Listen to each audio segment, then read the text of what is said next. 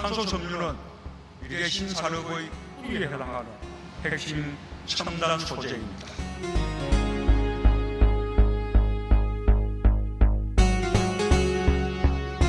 전략물자로서 수출입 통제를 받게 되어 있습니다. 기술적 교류를 하기가 상당히 힘듭니다.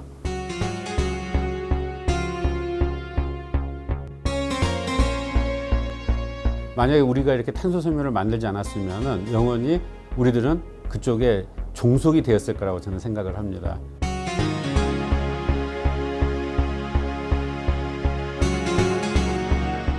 탄소 섬유가 나오지 않았더라면 지금의 수소차도 개발이 되지 않았을 거라고 생각이 듭니다.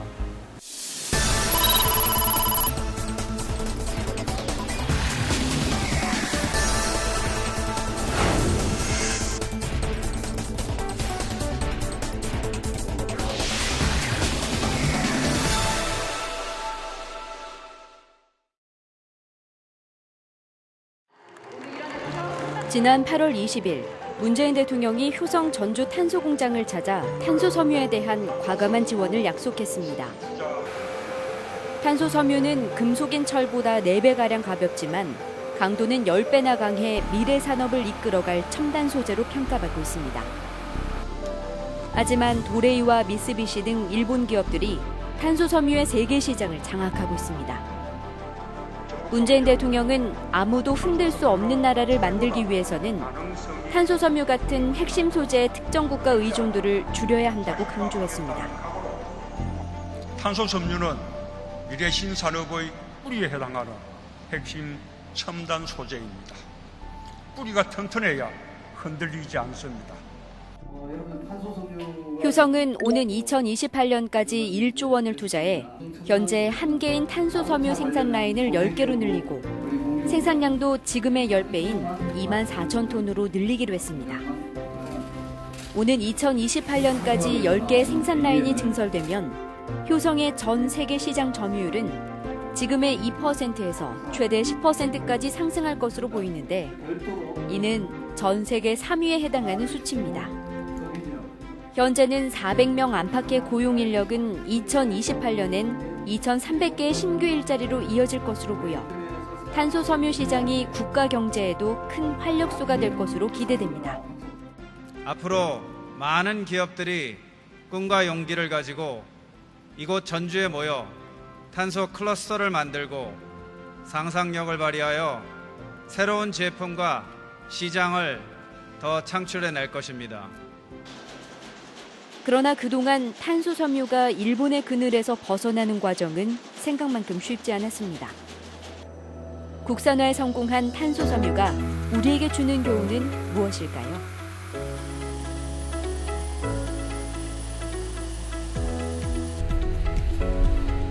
전주시 팔복동의 효성 탄소 공장입니다. 2019년 현재 한 해 2,000톤가량의 탄소 섬유가 생산되고 있습니다. 탄소 섬유는 머리카락의 10분의 1도 안 되는 굵기지만 여러 가닥을 모으면 꿈의 소재로 불릴 만큼 무한한 경쟁력을 갖추고 있습니다. 효성은 지난 2013년부터 국내에서는 처음으로 T700급의 고강도 탄소 섬유를 생산하고 있습니다. 전 세계로 보면 일본과 미국에 이어 3번째입니다. 탄소 섬유는 강철보다 10배가량 강하지만 무게는 4분의 1에 불과해 자동차 본체와 비행기 날개 등 산업 전 분야에서 응용되고 있습니다. 이제 앞으로 산업에 있어서는 여러 가지 고기능도 필요하고 또 경량화도 필요합니다. 그래야지 에너지도 덜 소비하면서 또 더 기능성도 더 높일 수가 있는데 그러한 성격을 갖는 것이 바로 탄소 소멸을 비롯한 탄소 소재이기 때문에 앞으로 산업의 패러다임이 바뀔수록 더 중요성이 높아가는 소재가 탄소 소재라고 말씀드릴 수 있겠습니다. 세계 탄소 시장의 현 주소를 볼 수 있는 국제 탄소 페스티벌입니다. 나무로 만든 것보다 3배나 가볍다는 레저용 카누와 최신용 드론에 이르기까지 탄소 섬유로 만든 수백여 가지의 최신식 제품이 전시돼 있습니다. 탄소 섬유로 만든 자전거는 두 손가락만으로도 가볍게 들 수 있습니다. 호주의 한 개발팀은 탄소 섬유의 가볍고 튼튼한 점을 활용해 이제는 1인용 헬리콥터까지 개발되고 있다고 말합니다. It's very difficult to make it very lightweight with traditional steel. And so with designing with carbon fiber and composites, we can make a very optimized solution to make a lightweight structure. And with the lightweight structure, then it is possible for the one-person jetpack. 탄소 섬유로 차량의 문을 만들면 얼마나 튼튼하고 가벼운지 실감할 수 있습니다. 기존의 철로 만든 차량 문은 성인이 두 손으로도 혼자 들기엔 버겁지만 탄소 섬유로 만든 차량 문은 한 손으로 번쩍 들어올릴 수 있을 정도로 가볍습니다. 탄소 섬유의 특성인 초경량 특성을 활용해 가지고 CFRP를 제작을 한 자동차 도어입니다. 그래서 기존 스틸 대비해서 한 3분의 1 정도 경량화가 된 상태입니다. 연비 개선 효과가 상당합니다. 예. 그래서 최근에 전기차라든지 수소차에 이 탄소 섬유 복합재가 굉장히 적용 가능성이 확대되고 있는 상태입니다. 탄소 섬유의 또 다른 강점은 안전하다는 겁니다. 지난 2010년 여름 서울의 한 시내버스에서 금속으로 만든 연료통이 터졌습니다. 이 사고로 버스 승객 17명이 크게 다쳤고 폭발음에 놀란 주변 시민들이 긴급 대피하는 소동을 빚었습니다. 빵소리 함께 그 병원 유리창이 다 깨지고요. 다친 사람들이 좀 누워 있었고 그다음에 그 버스가 많이 파손된 게 보여졌거든요. 완주군의 이 업체는 탄소 섬유로 시내버스 연료통을 만들고 있습니다. 탄소 섬유로 만든 이 버스 연료통은 금속 연료통보다 500kg이 가벼워 연비가 높은 것은 물론 배출가스를 크게 줄일 수 있습니다. 무엇보다 연료통이 폭발을 할 경우 파편이 튀는 금속 용기와 달리 탄소 섬유로 만든 통은 파편이 없기 때문에 안전사고를 막을 수 있습니다. 탄소 섬유로 만든 CNG 용기는 폭발을 하더라도 찢어져서 파편이 튀어나오지 않습니다. 하지만 금속 용기로 만든 그 CNG 용기는 폭발을 하게 되면 반경 20m까지 파편이 튀어서 인명에 크나큰 손상을 입히고 있습니다. 그러나 이런 탄소 섬유는 그동안 일본이 사실상 독점하고 있었습니다. 탄소 섬유의 국산화가 본격적으로 이뤄진 건 지난 2011년으로 올라갑니다. 국산화에 성공하기까지의 과정은 순탄치 않았습니다.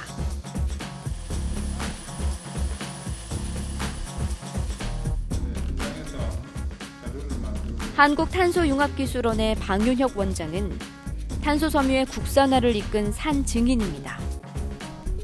그는 지난 2011년 효성의 전주 공장장으로 일하면서 탄소 섬유의 국산화를 일궈냈습니다. 방 원장에 따르면 한국은 1980년대 초 한국과학기술원인 키스트와 대기업들이 잇따라 탄소 섬유의 국산화를 시도했다가 2002년쯤 모두 포기했다고 합니다.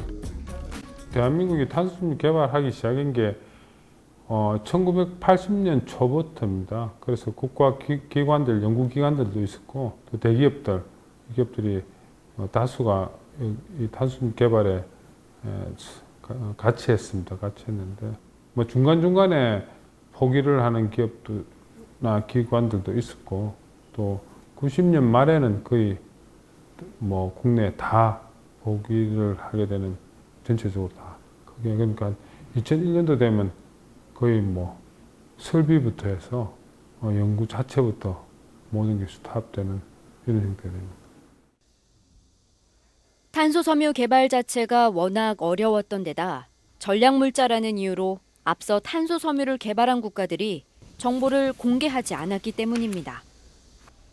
해외 기업들은 가격 담합을 통해 한국의 탄소 섬유 개발에 회방을 놓기도 했습니다. 전략물자로서 수출입 통제가 받게 되어 있습니다. 그래서 수출입 통제는 그 재료부터 시작해서 만드는 장비, 그 기술 모든 게 통제를 받게 되어 있습니다. 그러다 보니까 이런 어떤 기술적 교류를 하기가 상당히 힘듭니다. 해외 기업들이 담합을 해서 가격을 이렇게 내리게 됩니다. 그래서 완전히 포기를 하게 만드는 이 형틀에서 끝이 났다고 보시면 됩니다. 그러나 탄소 섬유 시장의 미래를 평가한 효성은 2007년을 전후해 다시 재도전에 나서게 됩니다. 이 과정에서 일본의 견제가 심했습니다.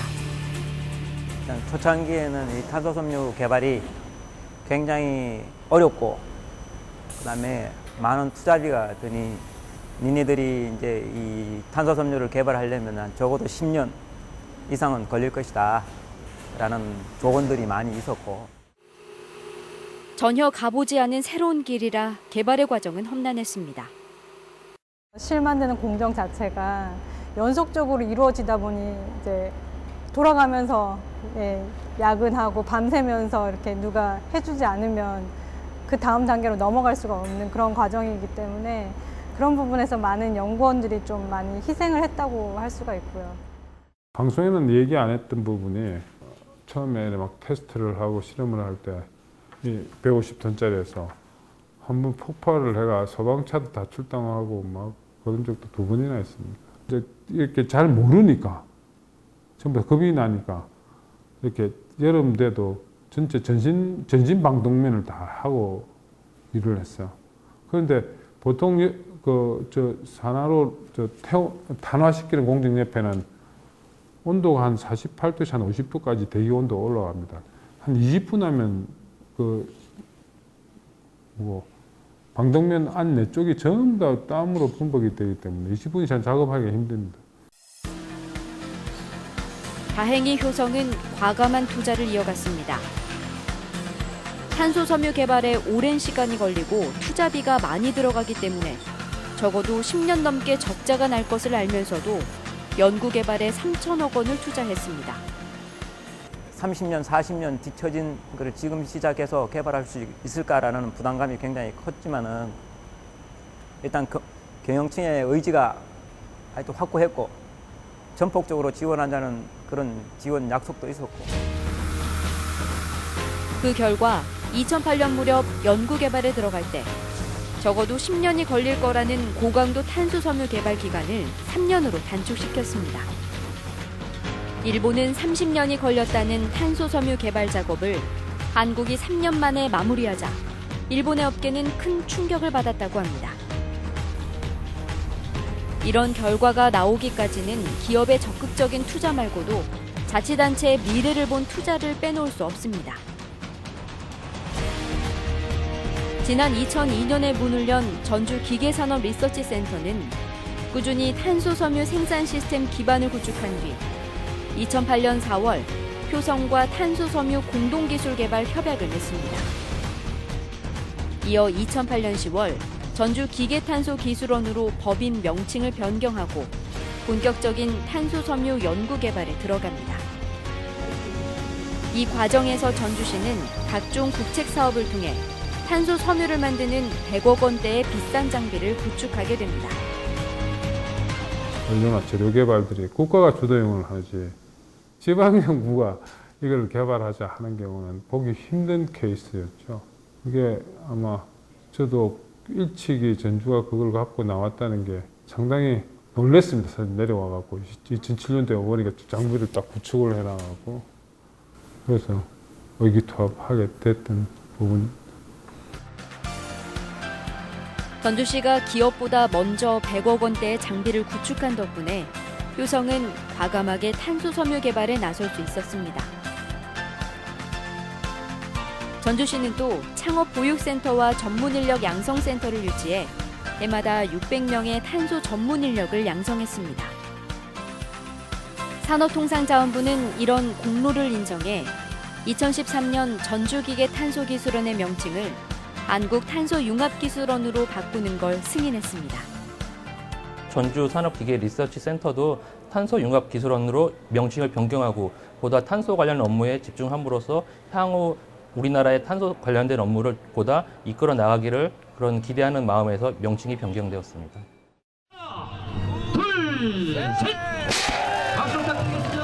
눈이 내리던 지난 2012년 2월 전주시 팔북동 친환경 복합산업단지에서 탄소섬유 공장을 짓기 위한 첫 삽을 떴습니다.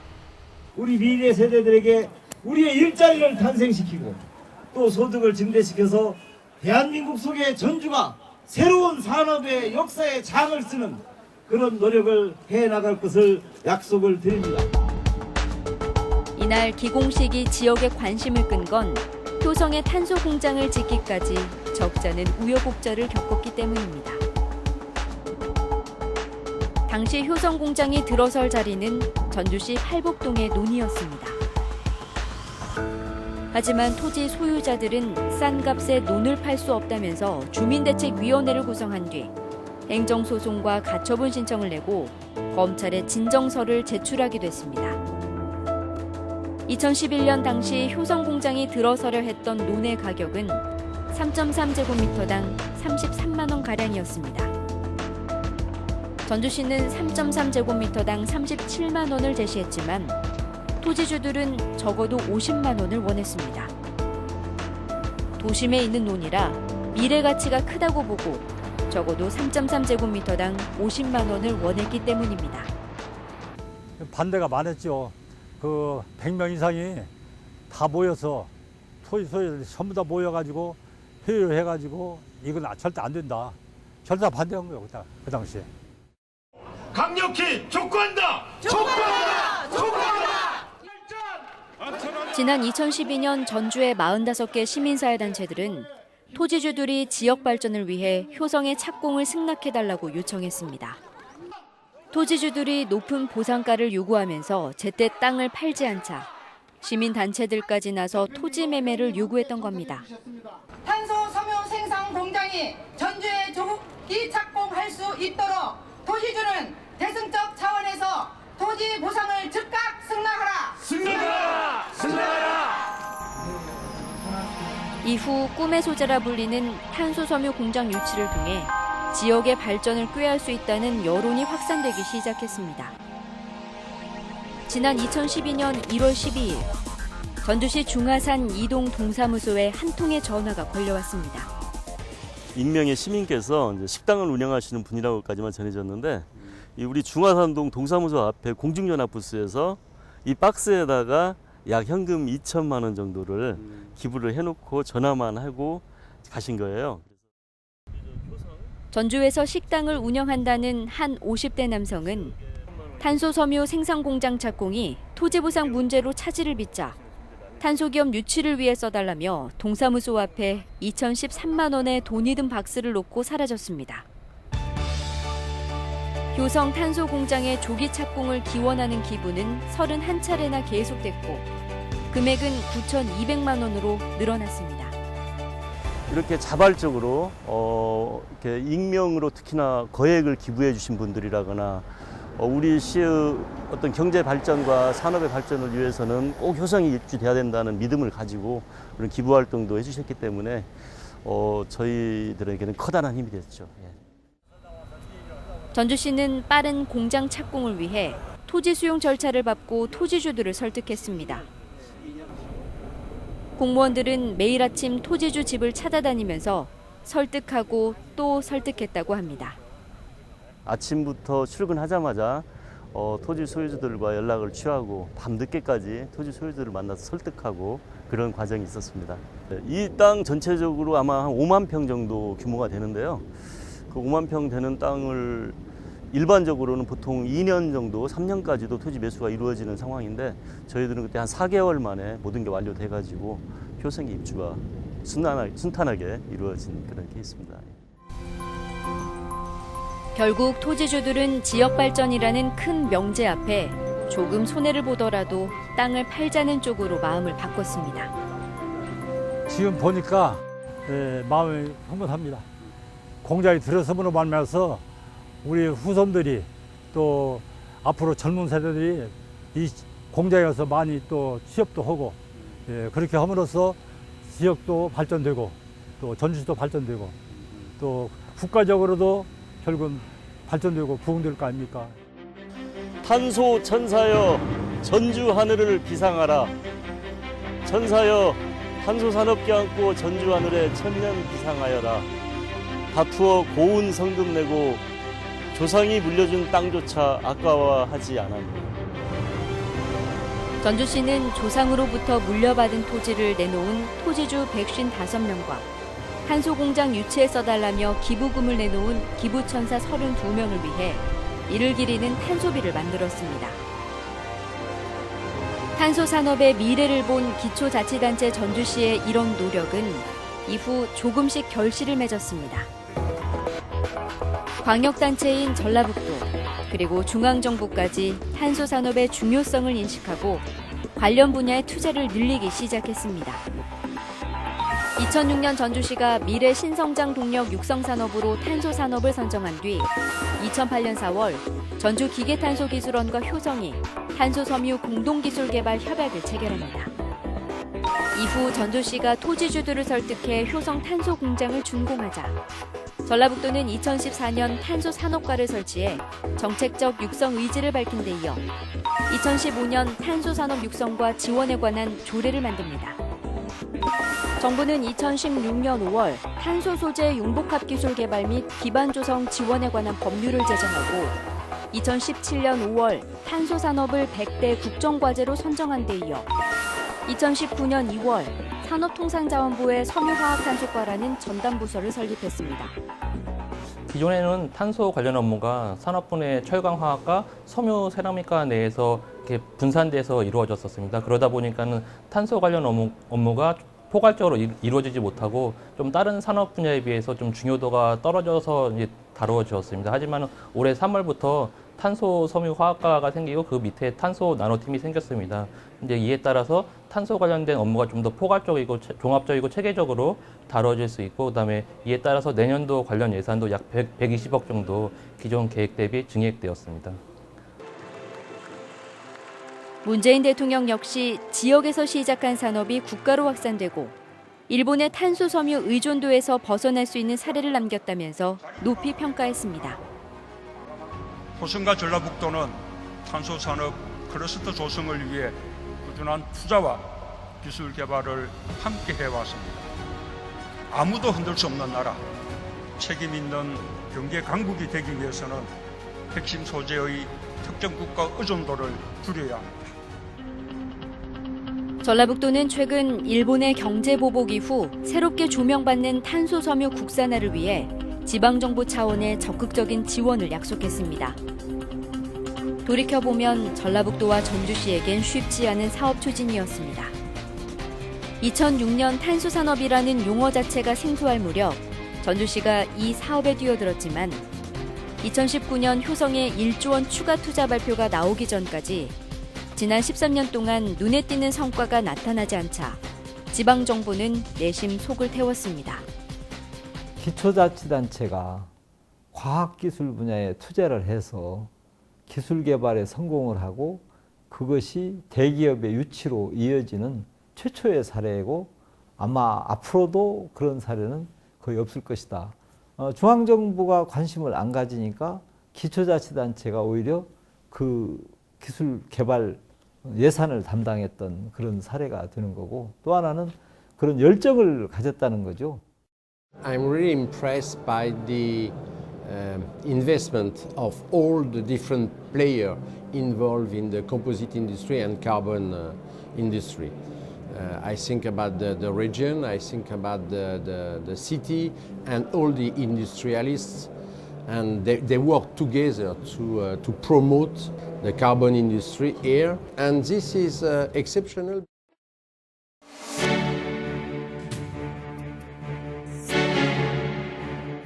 도래에서 계속적으로 수입을 해서 하는 것은 언제든지 위험성을 가지고 있다는 것을 알 수가 있거든요. 그래서 그런 측면에서도 반드시 국산화가 돼야만 안정적인 수소차 보급이 미래에 가능할 것으로 그렇게 생각이 듭니다.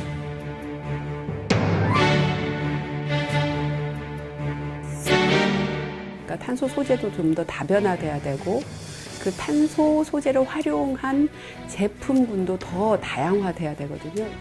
온소재 개발에만 주력하는 것보다는 일단 부품 개발 사업에 주력을 해가지고 거기에 탄소 섬유를 적용하는 그런 형태로 진행이 되는 게 바람직하다고 보고 있습니다.